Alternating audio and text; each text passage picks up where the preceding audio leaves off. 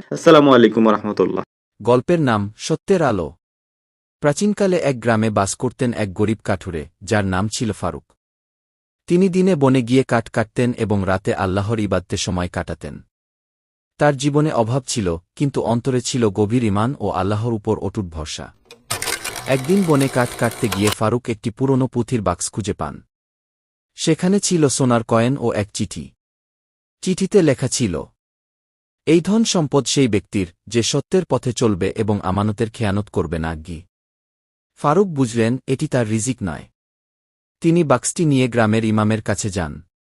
ইমাম খুশি হয়ে বললেন, ফারুক, তুমি বড় পরীক্ষা পাস করেছ। তোমার সততা আল্লাহর কাছে মহামূল্যবান। কয়েকদিন পর এক ধনী ব্যবসায়ী গ্রামে এসে জানালেন, সেই বাক্সটি তার পূর্বপুরুষের সম্পদ ছিল, হারিয়ে গিয়েছিল বহু বছর আগে। ফারুকের সততা দেখে তিনি তার ব্যবসায় ফারুককে অংশীদার করেন।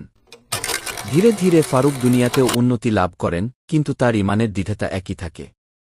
শিক্ষা: সততা ও আমানতের হেফাজত শুধু দুনিয়ার নয়, আখিরাতের সফলতার চাবিকাঠি। আল্লাহ সেই বান্দাকেই ভালোবাসেন যে কষ্টের মাঝেও সত্য ও হালালের পথে অটল থাকে।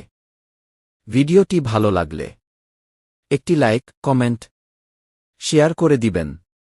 আপনার একটি শেয়ার অন্য মুসলিম ভাইবোন বা অন্য ধর্মের ভাই বোন দেখার সুযোগ পাবে। চ্যানেলটি সাবস্ক্রাইবার করে দিবেন। সবাইকে ধন্যবাদ।